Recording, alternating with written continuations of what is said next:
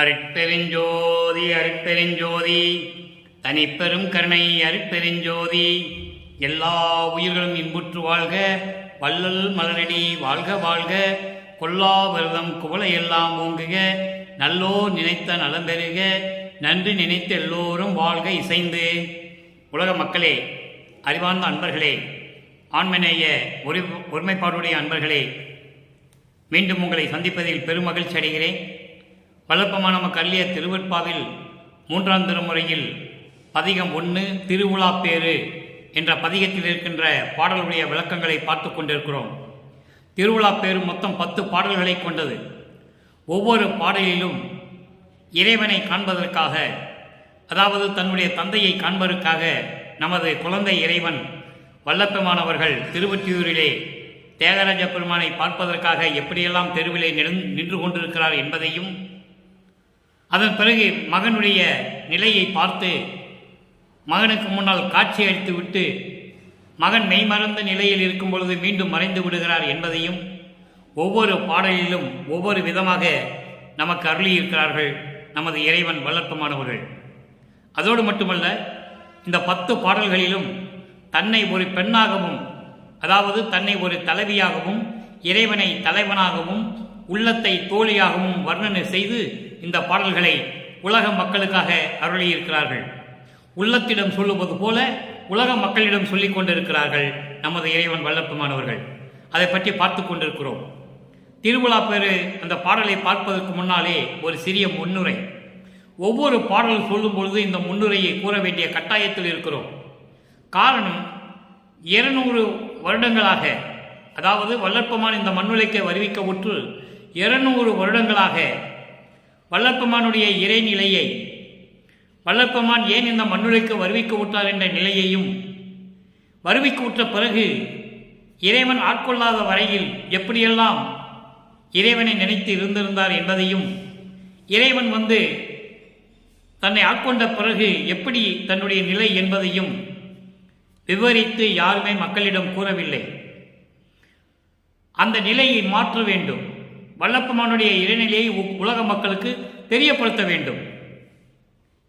இந்த பிரபஞ்சம் தோன்றிய காலத்திலிருந்தே 4 யுகங்களிலுமே, கிரேத யுகம், திரேத யுகம், துவாபர யுகம், கலியுகம், இந்த 4 யுகங்களிலுமே சமயங்களும் மதங்களும் மார்க்கங்களும் எப்படியெல்லாம் வலம் வந்தன, இந்த சமயத் தலைவர்கள், மத தலைவர்கள், மார்க்கங்களுடைய தலைவர்கள் எல்லாம் எப்படி இறைவனை உருவகப்படுத்தி வழிபாட்டு முறைகளை அமைத்து, அதற்கான ஆலயங்களை அமைத்து எப்படியெல்லாம் மக்களை வழிபட செய்தார்கள் என்பதையும், அந்த காலகட்டங்களில் இருந்த நிலையில் வல்லப்பெருமானவர்கள் இந்த மண்ணுலைக்கு வருவிக்க உற்று வல்லப்பெருமானவர்களும் குழந்தை பருவத்திலே சமயங்களிலும் மதங்களிலும் மார்க்கங்களிலும் எப்படியெல்லாம் பற்று கொண்டிருந்தார் என்பதையும் நாம் கண்கூடாக பார்த்து கொண்டிருக்கிறோம். திருவெட்பாவிலே இருந்த உண்மைகளை பார்த்து கொண்டிருக்கிறோம். இந்த சமயங்களும் மதங்களும் மார்க்கம் இல்லாத இறைவன் அருட்பெருஞ்சோதி ஆண்டவர். அதுக்கு முன்னால் அவர் சிவபெருமான் இருந்திருக்கலாம். பல பெயர்களிலே கூட எல்லாருமே அழைத்து கொண்டிருந்தார்கள். சிவபெருமான் என்றும், சொக்கநாதன் என்றும், தியாகராஜ பெருமான் என்றும், நடராஜன் என்றும், இப்படி பல பெயர்களை அழைத்து கொண்டிருந்தார்கள் இறைவனை. சாதியும் மதமும் சமயமும் இல்லாத ஒரு மார்க்கத்தினுடைய தலைவன் இறைவன் அருட்பெருஞ்சோதி. அப்போ அந்த சமயங்களையும் மதங்களையும் மார்க்கங்களையும் சார்ந்திருந்த காலகட்டங்களில் வல்லப்பெருமான், நமது இறைவன் வல்லப்பெருமானவர்கள் எப்படியெல்லாம் இறைவனை பற்றி பாடினார் என்பதையும், அதன் பிறகு தந்தை ஆட்கொண்ட பிறகு இந்த சமயங்களும் மதங்களும் மார்க்கங்களும் தேவையில்லை என்ற நிலையை வரும்போது சிவபெருமானை அருட்பெருஞ்சோதி ஆகிறார். அருட்பெருஞ்சோதி ஆண்டவர் ஆன பிறகு எப்படியெல்லாம் அருளை பெற்றுக் கொண்டார் என்பதையும் நாம் ஒவ்வொரு பாடலிலும் ஒப்பிட்டு பார்த்து கொண்டிருக்கிறோம். 1ஆம் திருமுறையிலிருந்து 5ஆம் திருமுறை இருக்கின்ற பாடல்களுக்கு முடிவான நிலை விளக்கம், சமரச சுத்த சன்மார்க்கத்தின் விளக்கம், அருட்பெருஞ்சோதி ஆண்டவருடைய அருள் விளக்கம் எப்படியெல்லாம் இருக்கிறது என்பதை ஒவ்வொரு பாடலிலும் ஒப்பிட்டு பார்த்து கொண்டிருக்கிறோம். இது காலத்தின் கட்டாயம், மக்களிடம் சொல்ல வேண்டிய கடமை. அதுக்காக தான் இந்த திருவெட்பாவை நமக்கு இறைவன் வல்லப்பெருமானவர்கள் நமக்கு அருளியிருக்கிறார்கள் என்பதை இங்கே சுட்டிக்காட்ட விரும்புகின்றேன். இப்போ இன்னைக்கு பார்க்கிற பாடலை பாருங்க. 1ஆம் திருமுறை பதிகம் 1 திருவிழாப்பேறு 5வது பாடல். இந்த பாடலை பார்த்த பிறகு இந்த பாடலுக்கு ஏற்றபடி சமரச சுத்த சன்மார்க்கத்தை பெற்ற பிறகு வல்லப்பெருமான் அவர்கள் சிவபெருமானை அருட்பெருஞ்சோதி ஆண்டவர் ஆக்கிய பிறகு இந்த பாடலுக்கு ஏற்றபடி எப்படியெல்லாம் அருளை பெற்றுக் கொண்டார் என்பது நிலையை நாம் பார்க்கப் போகிறோம். கவனமாக கேளுங்கள். 5வது பாடல். சீல குணத்தோர் புகழ் ஒற்றை தியாகராஜ பெருமான். திருவொற்றியில் இருக்கின்ற இறைவனை தியாகராஜ பெருமான் என்று சொல்லுகிறார். இது சமயங்களும் மதங்களும் மார்க்கங்களும் சார்ந்து இருந்த காலகட்டம். அப்படிதான் எல்லாருமே அழைத்தார்கள். சமய குறவர்களும் சரி, மத தலைவர்களும் சரி, மார்க்கங்களை சேர்ந்தவர்களும் சரி, எல்லாருமே அப்படிதான் அழைத்து கொண்டிருந்தார்கள். அந்த நிலையில் நமது குழந்தை இறைவன் வருவிக்கவுற்று திருவொற்றியில் இருக்கின்ற தியாகராஜ பெருமானை பற்றி சொல்லுகிறார். நல்லா கவனிக்கணும். சீல குணத்தோர் புகழ் ஒற்றி தியாகராஜ பெருமான் பவனி ரா காலத்து அடைந்து கண்டேன். ரா காலத்து அடைந்து கண்டேன். என் கண்கள் 2 1000 ஞானத்தவர்கள் அலர்த்தூற்ற நட்பூசி இடையில் நலிமி விழ ஏலக்குழலாய் என்னடி நான் இச்சைமயமாய் நின்றதுவே. தோழியிடம் சொல்லுகிறார், உள்ளத்திடம் சொல்லுகிறார், மக்களுக்கு தெரியப்படுத்துகிறார். நான் எப்படி சமயங்களிலும் மதங்களிலும் மார்க்கங்களிலும் சார்ந்திருந்தேன், அப்போ எப்படியெல்லாம் இறைவனை பற்றி சொல்லியிருந்தேன், அந்த நிலை மாறிவிட்டது. சமரச சுத்த சன்மார்க்க காலம் தொடங்கிவிட்டது. சமயங்களும் மதங்களும் மார்க்கங்களும் மடிந்து விட்டன. 4 யுகங்களும் முடிந்து விட்டன. இப்போ ஒளி யுகத்தில் இருந்து கொண்டிருக்கிறோம். சமரச சுத்த சன்மார்க்க காலத்தில் இருந்து கொண்டிருக்கிறோம் என்ற நிலையில் வரும்போது வல்லப்பெருமான் எப்படி உலக மக்களுக்கு தெரியப்படுத்துகிறார் என்பதை நாம் பார்க்க போகிறோம். இப்போ இந்த பாடலை பார்த்தாச்சு. 1ஆம் திருமுறையிலிருந்து 4ஆம் திருமுறை வரைக்கும் இறைவனை பார்ப்பதற்கு எப்படியெல்லாம் அலைமோதுகிறார். 9வது ஆண்டில் அருட்பெருஞ்சோதி ஆண்டவர் தன் மகனுடைய மறைப்பை நீக்கிய பிறகு தான் யார் என்ற நிலை உணர்ந்து கொள்ளுகிறார். எந்த நிலை? இறைவனால் வருவிக்க உற்றவன் என்ற நிலையை மட்டும் உணர்ந்து கொள்ளுகிறார். அப்போ தந்தையை காண திருவிற்றூருக்கு செல்லுகிறார். திருவிற்றூர் தெருவிலே நின்று கொண்டிருக்கிறார். மகனை பார்த்தவுடன் தியாகராஜ பெருமான் திருவழியே ஓடுகிறார். மகனை பார்க்கவில்லை. மகனிடம் சிக்கிக்கொண்டால் அவன் கேட்கிற கேள்விகளுக்கு பதில் சொல்ல முடியாது என்று கருதி தெருவிலே ஓடுகிறார் தியாகராஜ பெருமான். அந்த ஓட்டத்தை பிடிக்க முடியவில்லையே என்று ஒரு பதிகத்திலே 10 பாடல்களிலே கூறியிருந்தார். அதனுடைய விளக்கத்தை பார்த்தோம். அதன் பிறகு இப்போ 1ஆம் திருமுறையில் ஓடின இறைவன் மகனுக்கு காட்சி கொடுக்கிறார். நல்லா கவனிக்கணும். நீங்க ஓடிப்போன இறைவன் அடுத்த நிலை வரும்போது மகனுக்கு காட்சி கொடுக்கிறார். காட்சி கொடுத்தவுடன் மகன் மெய்மறந்த நிலையில் மறுபடியும் மாயமாய் மறைந்து விடுகிறார். அதான் இந்த 10 பாடல்ல சொல்றார். தன்னை ஒரு பெண்ணாக நினைத்து, இறைவனை தலைவனாக நினைத்து, உள்ளத்தை தோழியாக நினைத்து இது சொல்லியிருக்கிறார். இப்போ அந்த பாடலிலே பதவுரை பாருங்க, அதன் பின் விளக்கம். சீல குணத்தோர் புகழ் ஒற்றி தியாகராஜ பெருமான் மிகுந்த அன்புடைய புகழ்பெற்ற மனிதர்கள் வாழக்கூடிய திருவொற்றியூரிலே விளங்கிக் கொண்டிருக்கின்ற புகழ்பெற்ற தியாகராஜ பெருமானுடைய பவனியை நான் காண்பதற்காக இரவிலே சென்றேன். ரா கலந்து என்பது இரவிலே சென்று நான் கண்டேன். அப்போ பார்த்ததை உலக மக்களுக்கு தெரியப்படுத்துகிறார். இறைவனை நான் பார்த்தேன், அருளை கொடுக்கவில்லை. நல்லா கவனிக்கணும். முதல்ல மகனை பார்த்து தெருவில் ஓடுற சிவபெருமான் தியாகராஜ பெருமான், அதன் பிறகு மகனை பார்த்து காட்சி கொடுக்கிறார். தந்தையை பார்த்து விட்டோம் என்று மகிழ்ந்து கொண்டிருக்கும் பொழுது மாயமாய் மறைந்து விடுகிறார். ஒவ்வொரு நிலையிலும் எப்படி தன் மகன் வள்ளல் பெருமான் அவர்களுக்கு, அவருடைய மகன் பெயர் செல்வப்பிள்ளை, வள்ளல் பெருமான் பெயர் வந்தது, திரு அருள் பிரகாச வள்ளலார் வந்தது இங்கு மக்களால் சூட்டப்பட்ட பெயர். இறைவன் அருட்பெருஞ்சாண்டவர் தன் மகனுக்கு சூட்டிய பெயர் செல்வப்பிள்ளை. உலகிலே வருவிக்க உற்ற பிறகு ராமையா பிள்ளையும் சின்னையம்மையா அவர்களும் வைத்த பெயர் ராமலிங்க பிள்ளை. நல்லா கவனிக்கணும். நீங்க ராமையா பிள்ளை அவர்களும் சின்னையம்மையா அவர்கள் வைத்த பெயர் ராமலிங்க பிள்ளை. அவர்களுக்கு தெய்வ குழந்தைன்னு எப்படி தெரியும்? தெரியாது. இறைவன் எப்படி சின்னையம்மா வயிற்றிலே கருவாய் வைத்தார் என்பது அவர்களுக்கெல்லாம் தெரியாது. உலகியலிலே பிறந்தார், அவ்வளவுதான். ஆனால் நாம் வருவிக்க உற்றோம் என்று சொல்ல வேண்டும். அப்போ ராமலிங்க பிள்ளையானவர் இறைவன் அருப்பஞ்சாண்ட தன் பிள்ளைக்கு செல்வ பிள்ளை என்று பெயர் வைக்கிறார். அதன் பிறகு மக்கள் அருட்பிரகாச வள்ளலார், திரு அருட்பிரகாச வள்ளலார் என்று பெயர் சூட்டுகிறார்கள். அந்த வள்ளலார் என்ற பெயர் நிரந்தரமாக நிலைத்து விட்டது. ஆரம்பத்திலிருந்தே செல்வப்பிள்ளை என்று சொல்லிக் கொண்டிருந்திருந்தால் செல்வப்பிள்ளை என்ற பெயர் நிரந்தரமாக இருந்திருக்கும். இறைவனிட்ட பெயர் செல்வப்பிள்ளை, தன் மகனுக்கிட்ட பெயர் செல்வப்பிள்ளை. ஆக அப்படிப்பட்ட இறைவன் இந்த பாடலிலே எப்படி சொல்கிறார் என்பதை பார்க்க போகிறோம். சீல குணத்தார் என்பது மேன்மை குணம் கொண்டவர்கள் எல்லாம் வாழக்கூடிய புகழ்பெற்ற அந்த திருவொற்றியூரில் இருக்கின்ற தியாகராஜ பெருமான் பவனி வரும்போது நான் இரவில் பார்த்தேன், கண்டேன். ராவில போய், அதாவது இரவிலே திருவொற்றியூரை அடைந்து நான் அந்த பவனியை பார்த்தேன். அப்போ என் கண்கள் 2 1000 என்று தெரியவில்லை. அவ்வளவு அழகான இறைவனை நான் பார்த்து விட்டேன். அப்ப தந்தை என்று சொல்லவில்லை, என்ன கவனிக்கணும் நீங்க. தந்தை என்று சொன்னதெல்லாம் தன் நிலை மறைப்பெல்லாம் நீக்கிய பிறகு, தன்னை ஆண்டு கொண்ட பிறகுதான் தந்தை என்று சொல்லுவார். அதன் பிறகு பாருங்க, 2 1000 தெரியவில்லை. ஞானத்தவர்கள் அலல் தூற்ற நற்றூசி இடையில் நழுவி விழ.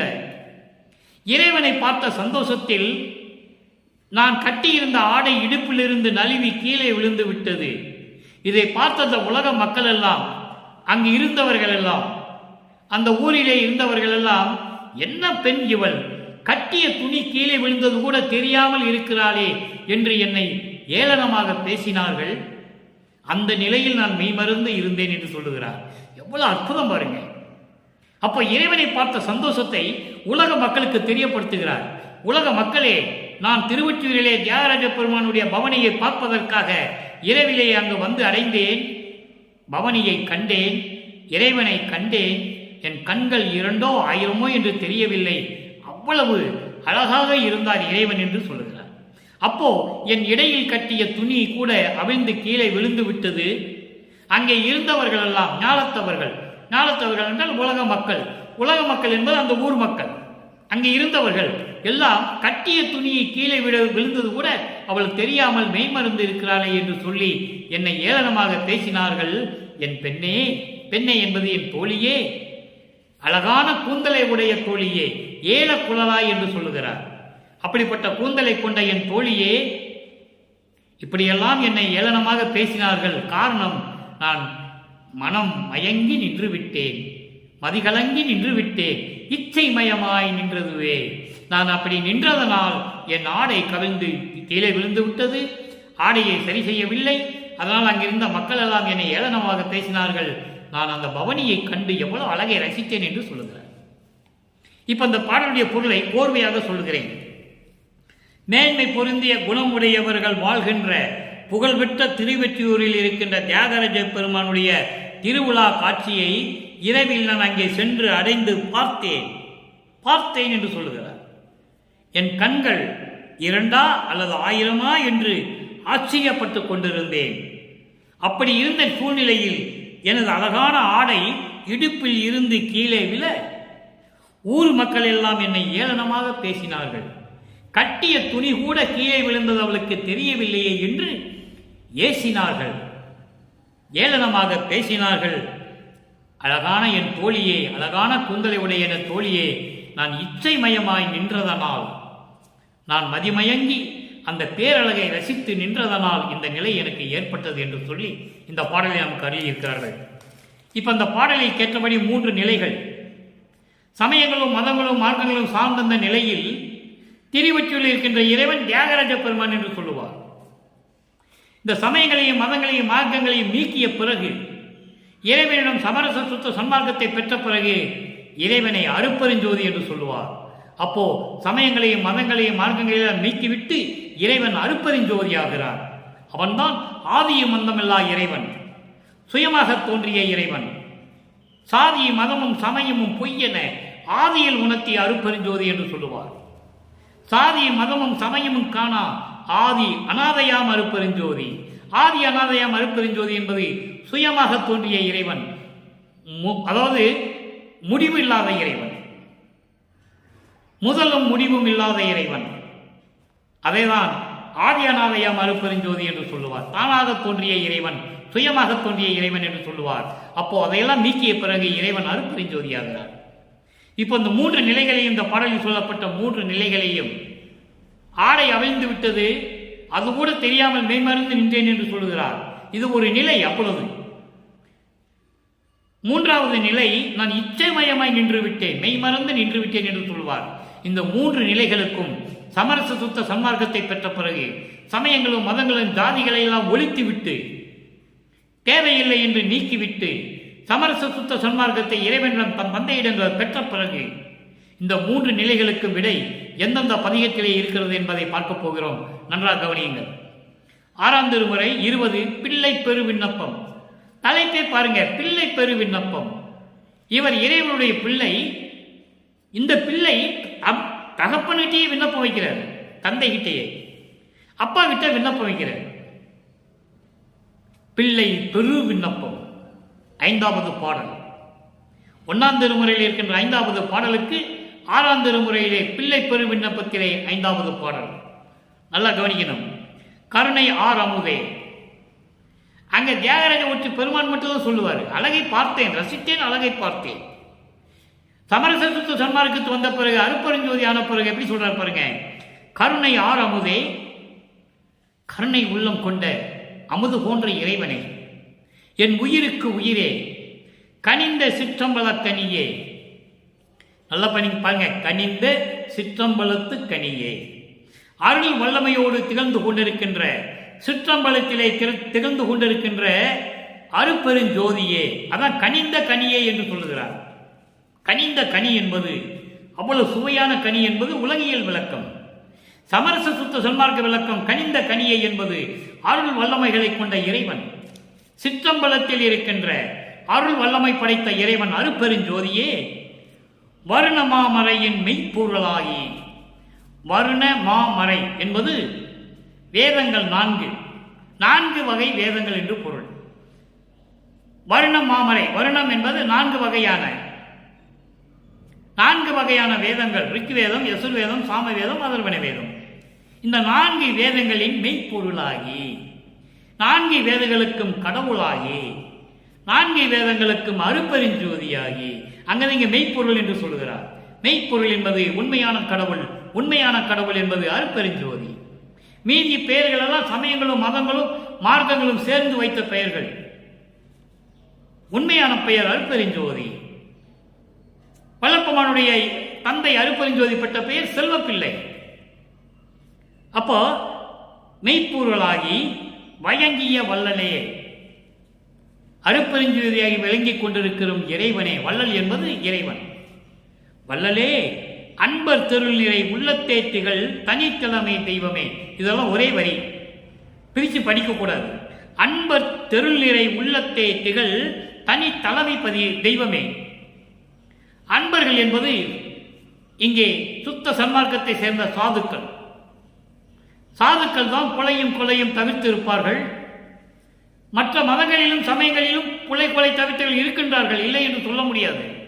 ஆனால் தெய்வம் ஒருவன் தான், இறைவன் ஒருவன் தான், கடவுள் ஒருவன் தான். அவன் அருட்பெருஞ்சோதி என்ற நிலை அவங்களுக்கு இருக்காது.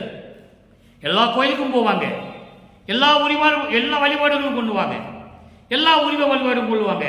முருகன் கோயிலுக்கு மாலை போட்டு போவாங்க, ஐயப்பன் கோயிலுக்கு மாலை போட்டு போவாங்க, எல்லா கோயிலுக்கும் போவாங்க. அது அவங்களுடைய சுதந்திரம், தனி உரிமை. ஆனால் இங்கே அன்பர் என்று சொல்லும்போது சமரச சுத்த சன்மார்க்கத்தை சேர்ந்த சாதுக்கள் தான் அருட்பெருஞ்சோதி கடவுள் என்று சொல்லுவார். வேறு யாரும் சொல்ல மாட்டாங்க. அப்போ அப்படி உள்ளத்திலே பக்குவம் நிறைவு அருள் பக்குவத்தோடு விளங்கி கொண்டிருக்கின்ற தனி தலைமை தெய்வமே, சமரச சுத்த சன்மார்க்கத்தின் தலைமை தெய்வமே, சமரச சுத்த சன்மார்க்கத்தின் தலைவனே, அருட்பெருஞ்சோதியே, திரு அருள் சிவமே, திரு அருள் சிவமே. அருட்பெருஞ்சோதி, சிவம் என்றால் அருட்பெருஞ்சோதி. திரு அருள் சிவமே, தருணம் ஒருமை தந்தையே தாயே தரித்து அருள் திரு செவிக்கு இதுவே. இந்த வரியை இப்படி படிக்கணும், நல்லா கவனிங்க. என் ஒருமை தந்தையே தாயே, என் என்பது இங்க மருவி இருக்கிறது, மறைந்து இருக்கிறது. அப்படி படித்தாதான் இந்த வரியுடைய பொருள் புரியும். என் ஒருமை தந்தையே தாயே இது தருணம் தரித்து அருள் செவி திருச்செவிக்கு இதுவே. அதாவது என் ஒருமை தந்தையே, என்னோடு இரண்டரை கலந்து கொண்டிருக்கின்ற என் தந்தையே, என் தாயே, இது நல்ல நேரம். அதங்க தருணம் என்று சொல்கிறார். இது நல்ல நேரம். நான் சொல்லுவதையெல்லாம் உன் காதில் கேட்டு தரித்து, தரித்து என்றால் உன் காதில் ஏற்றுக்கொண்டு, நான் சொல்வதையெல்லாம் உன் காதில் ஏற்றுக்கொண்டு எனக்கு அருள் புரிவதற்கு இதுவே தருணம். அதான் லாஸ்ட்ல இதுவேன்னு வரும், திருச்செவிக்கு இதுவேன்னு வரும். அந்த இதுவே தருணம் என்றது இங்கே சேர்த்து படிக்கணும். அப்போதான் பொருள் புரியும், இல்லைன்னா புரியாது. இது இறைவன் கொடுத்த விளக்கம், அவன் தயவாலயம் கருணையால் பெற்ற விளக்கம். இதுவே தருணம், இதுவே தருணம். என் ஒருமை தந்தையே, என் தாயே, நான் சொல்லுவதையெல்லாம் உன் திருச்சபைக்கு ஏற்று எனக்கு அருள் புரிய வேண்டும் என்று சொல்லி இந்த பாடலை அருளியிருக்கிறார்கள். அடுத்து இரண்டாவது நிலையை பாருங்க. 50 பதிகம் திருநட புகழ்ச்சி. இறைவனுடைய அருளாற்றலை. திருநடம் என்பது பொதுவாகவே அருள் நடனம் என்று சொல்வார்கள். அது ஒரு பக்கம் இருக்கட்டும், அருள் நடனத்தினுடைய புகழ்ச்சி வேறு. இறைவன் எப்படியெல்லாம் அருளை கொடுத்தார், அந்த அருளுடைய புகழ்ச்சியை சொல்லுவது திருநட புகழ்ச்சி. 5வது பாடல். அது 5வது பாடல். நல்லா கவனிக்கணும் நீங்க. அங்க 5வது பாடல்ல என் இடுப்புல இருந்த துணி கீழே விழுந்துட்டது, மெய்மறந்து நிற்பேன்னு சொல்லுவார். அருளை கொடுக்கல, ஏமாத்திட்டு போயிடுறார் இறைவன். மகனை ஏமாத்தி விட்டு தெருவழியா ஓடி விடுகிறான் இறைவன். அப்போ அந்த அதே இறைவன் எப்படி அருளை கொடுத்தாருன்னு சொல்லணும். அது திருநட புகழ்ச்சியில் சொல்றாரு 5வது பாடல். அகவடிவை. அன்பர்களே, நன்றாக கவனியுங்கள், நன்றாக கவனியுங்கள். திருவெட்பாவனுடைய பாடலுடைய விளக்கம் மக்களிடம் போய் சேர வேண்டும் என்ற நோக்கத்தில் தான் இறைவனால் ஆட்கொள்ளப்பட்டு அவருடைய தயவாலயம் கருணையால் இதை நான் கூறிக்கொண்டிருக்கிறேன். தினமும் ஒரு பாடல் விதமாக எப்படியாவது சேர்க்க வேண்டும், என்றாவது ஒரு நாள் இதை மக்கள் ஏற்றுக்கொள்வார்கள் என்ற நம்பிக்கையில் நான் பேசிக் கொண்டிருக்கிறேன், விளக்கம் கொடுத்து கொண்டிருக்கிறேன். அகவடிவை ஒரு கணத்தே அனக வடிவாக்கி. இந்த பிரபஞ்சத்தில் எந்த முனிவனும் எந்த ரிஷியும் சொன்னதில்லை. பிறந்தார்கள், இறைவனுடைய அருளை பெற்றார்கள், பாடினார்கள் போற்றி போற்றி என்று. சமயங்களையும் மதங்களையும் மார்க்கங்களையும் சார்ந்து கொண்டு போற்றினார்கள். கர்ம சித்தி அடைந்தார்கள், யோக சித்தி அடைந்தார்கள், முத்தி அடைந்தார்கள், ஜீவ சமாதி அடைந்தார்கள்.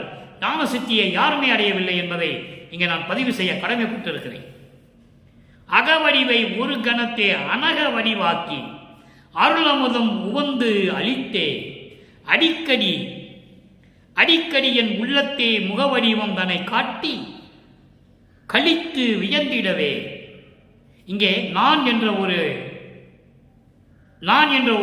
வரி ஒரு எழுத்து மறைந்து இருக்கிறது, மறைமுகம். சில நேரங்களில் இறைவன் விளக்கம் சொல்லும்போது சூட்சமமாக சொல்லுவார்.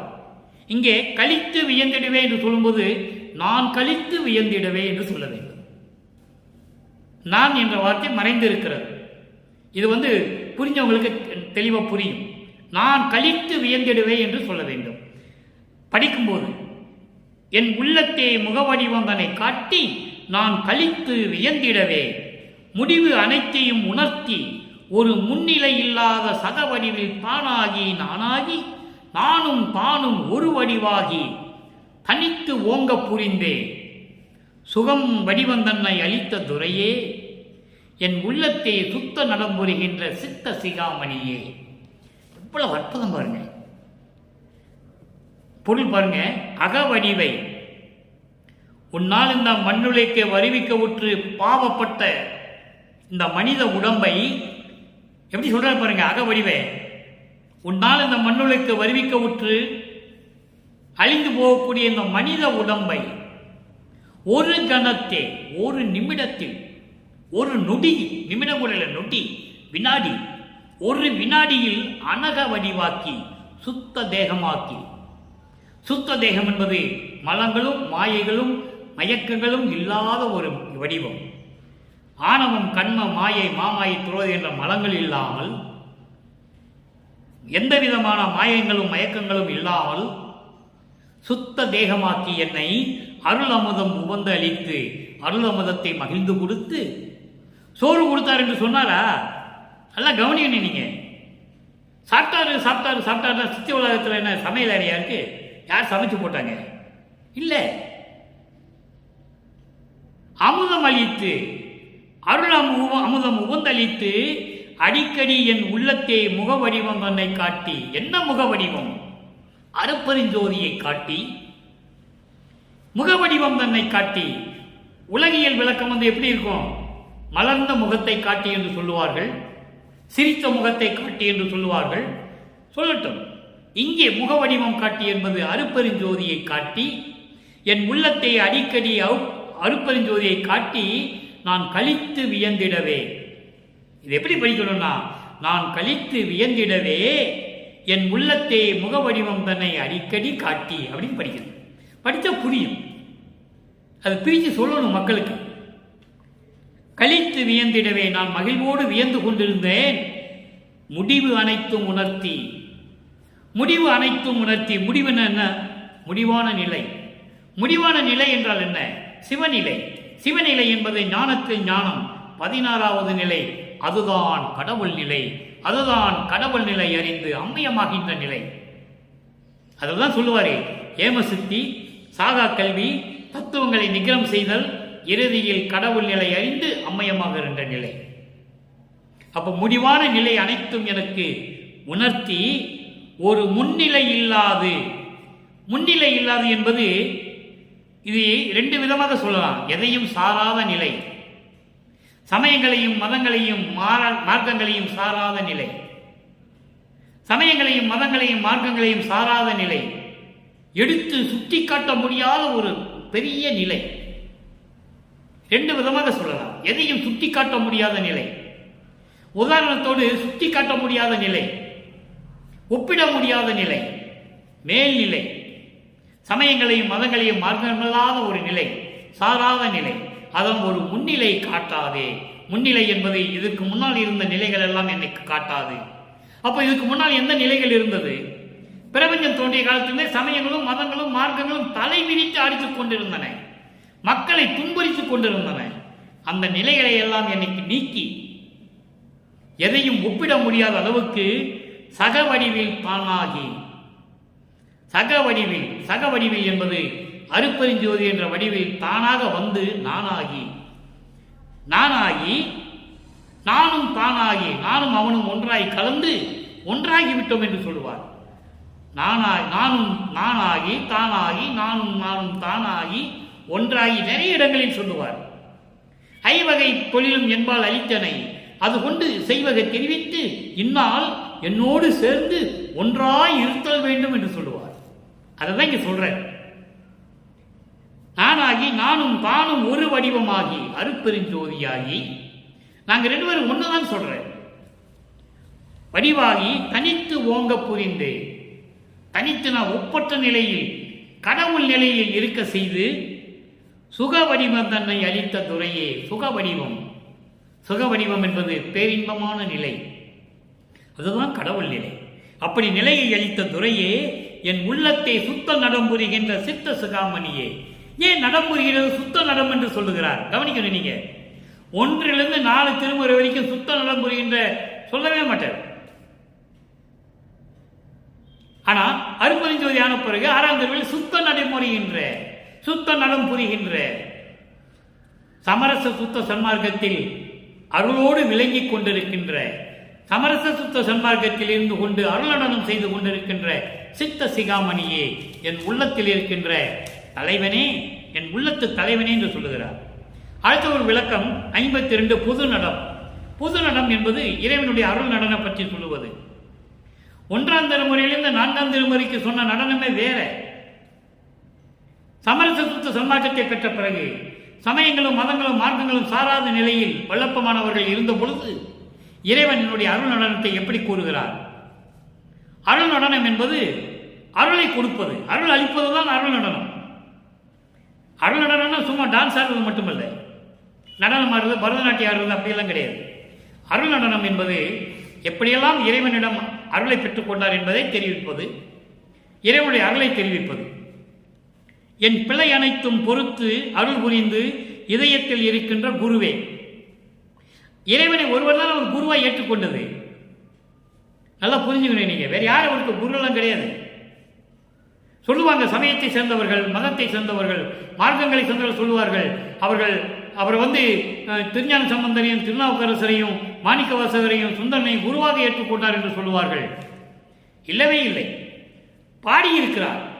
சத்குருவே எனது குருவே என்று பாடியிருக்கிறார். 4ஆம் திருமுறையிலே ஆளுக்கு 10 பாட்டு படிச்சுதான் முடிக்கிறார். அது அவர்கள் மீது இந்த பற்று, காதல், அவரின் மீது பற்று கொண்டிருந்தார், காதல் கொண்டிருந்தார்.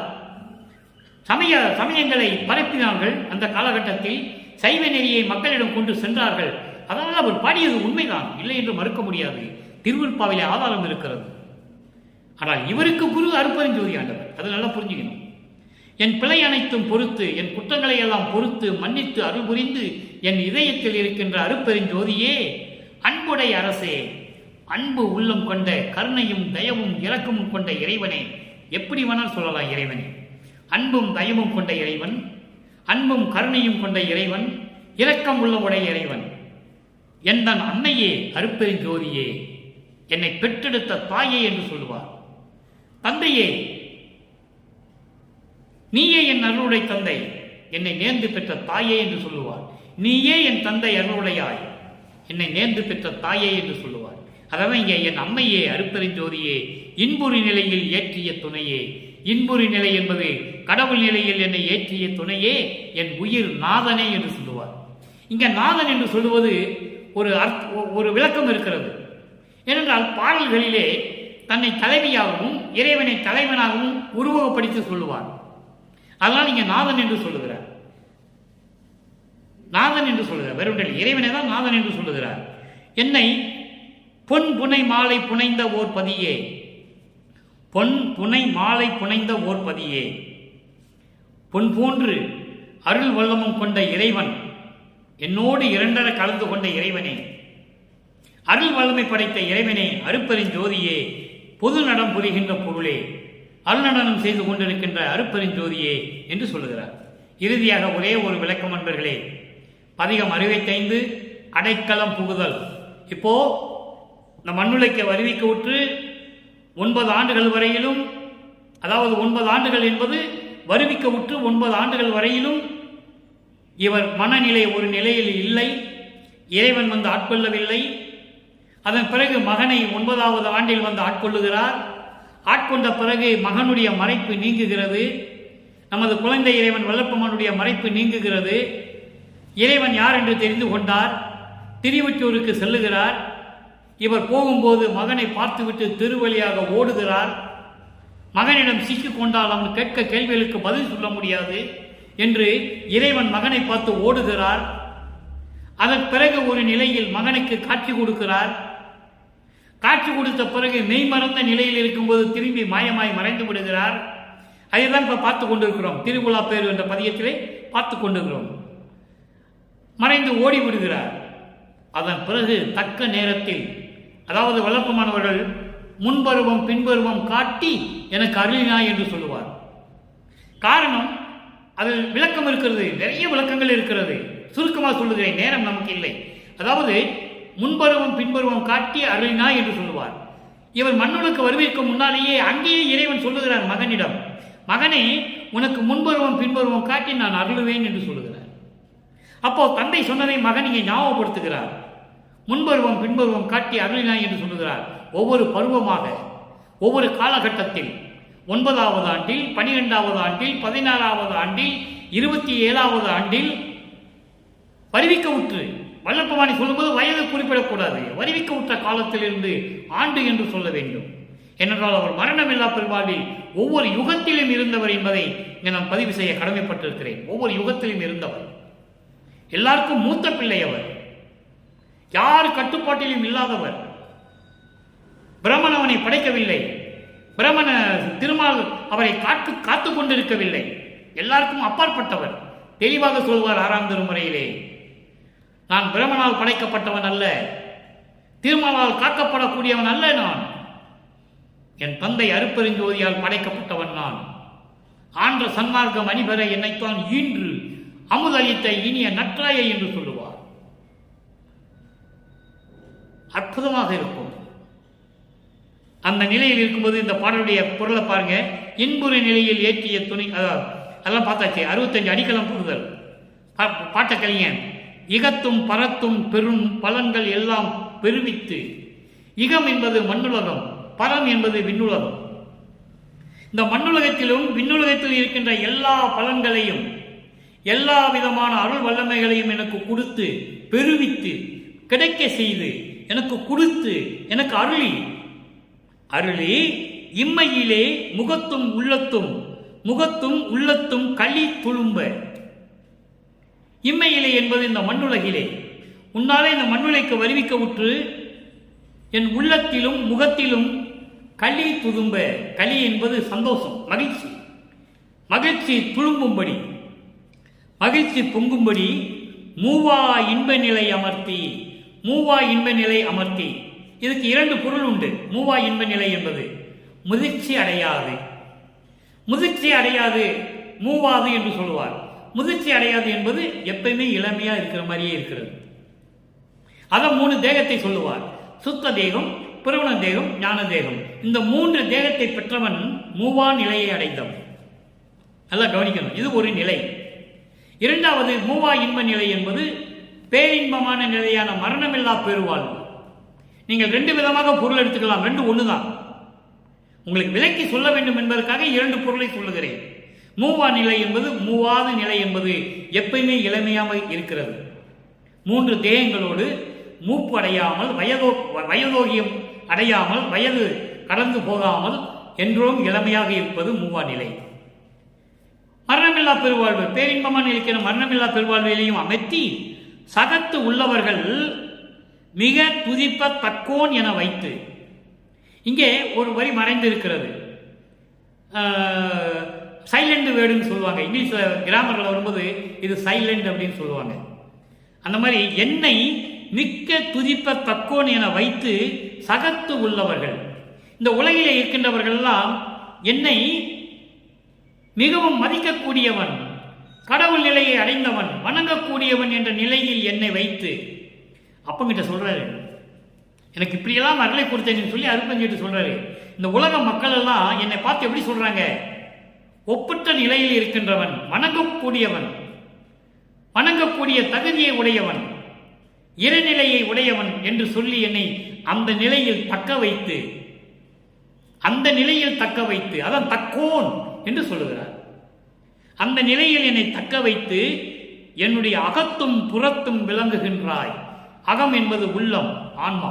என் ஆன்மாவிலும், புறம் என்பது வெளியிலும்.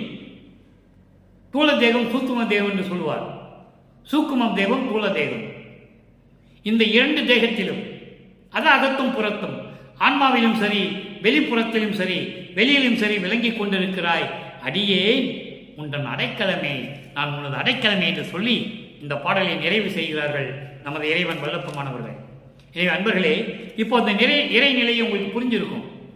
200 ஆண்டுகள் காலமாகவே வல்லப்பமான வருவிக்க உற்று இதுவரையிலும் வல்லப்பமானுடைய இறைநிலையை யாருமே கூறியதில்லை. ஏனென்றால் சொன்னார்கள், பொதுவாக பேசினார்கள். வல்லப்பெருமான் பசிக்கு சோறு போட சொன்னார். வல்லப்பெருமான் ஒரு சீர்திருத்தவாதி, பகுத்தறிவாதி, ஞானி, யோகி, துறவி, இப்படியெல்லாம் சொல்லிக் கொண்டிருந்தார்கள். உத்தம தமிழர். ஆனால் இறைவன் வல்லப்பெருமானவர்கள் இறைவனாகவே இறைவனால் வருவிக்க உற்றார் என்றும் சொல்லவில்லை.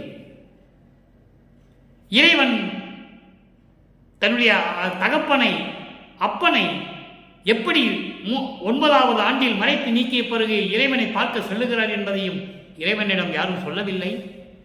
இறைநிலையை யாரும் சொல்லவில்லை. இப்படி வல்லப்பெருமானை பற்றி பேசிக் கொண்டிருந்தால் நேரம் போறதே தெரியாது. அற்புதமாக இருக்கும், மனம் பூரிப்பாக இருக்கும், வியப்பாக இருக்கும். இப்படிப்பட்ட இறைவனை பக்கத்திலே வைத்துக் கொண்டு விட்டு விட்டார்களே அருளை பெறாமல் என்று நினைக்கும் போது மனம் வேதனைப்படுகிறது, வெம்புகிறது.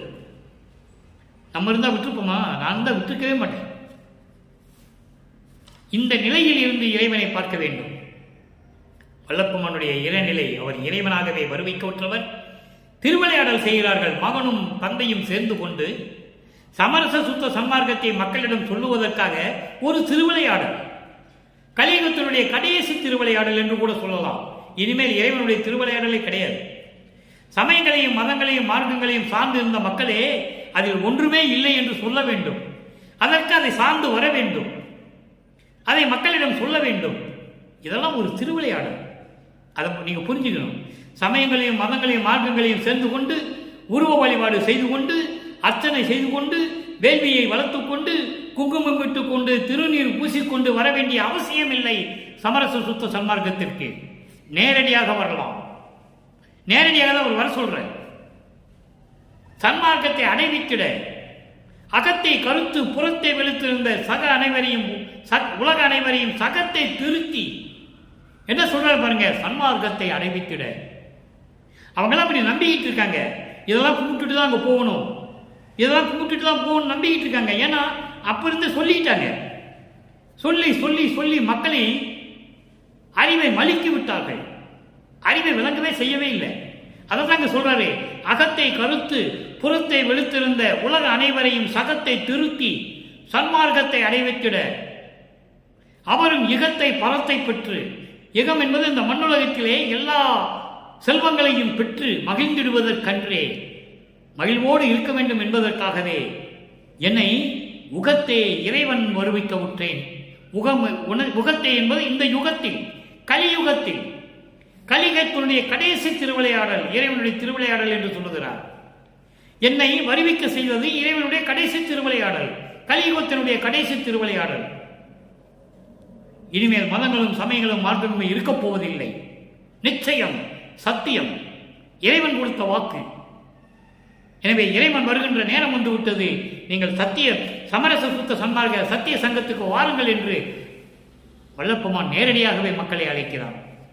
எனவே அன்பர்களே, இன்று நாம் பார்த்த பாடல் உங்களுக்கு விளக்கம் புரிந்திருக்கும் என்று நினைக்கிறேன். எப்படியெல்லாம் இறைவனை வந்து மகனை பார்த்து ஓடுகிறார் தெரியுமா, பயந்து. யாராவது சொல்லியிருக்காங்களா இது வரைக்கும்? சொல்லவே இல்லை. ஆனால் திருப்பால் இருக்கு, அவ்வளவு அற்புதங்கள் இருக்கு. தோண்ட தோண்ட தோண்ட அறிவு விளங்கிக்கிட்டே இருக்கு. எவ்வளவு விளக்கமா நான் சொல்லலாம். நான் தான் நேரம் ஆகிட்டு இருக்கேன்னு சுருக்கி சொல்லிக்கிட்டு இருக்கேன். இந்த பாடல்கெல்லாம் 1 மணி நேரம் விளக்கம் சொன்னது பத்தாது. எனவே அன்பர்களே, நேரம் கடந்து விட்டது. இன்று பார்த்த பாடல் விளக்கம் உங்களுக்கு புரிந்திருக்கும் என்று நான் கருதி, நீங்களும் அப்படிப்பட்ட இறைவனை வணங்கி சமரச சுத்த சன்மார்க்கத்தில் இருந்து கொண்டு கொலையும் புலையும் தவிர்த்து சைவ நெறியில் இருந்து கொண்டு இறைவனை வணங்கி இறைவனுடைய செல்வங்களை எல்லாம் பெற்று நீங்கள் எல்லாம் நோயற்ற வாழ்வில் வாழ்வாங்க வாழ வேண்டும் என்று இறைவனுடைய தயவாலயம் கருணையாலை வாழ்த்தி விடைபெறுகிறேன். இந்த வள்ளலார் புலியன். மீண்டும் நாளை சந்திப்போம். நன்றி, வணக்கம். அருட்பெருஞ்சோதி, அருட்பெருஞ்சோதி, தனிப்பெரும் கருணை அருட்பெருஞ்சோதி.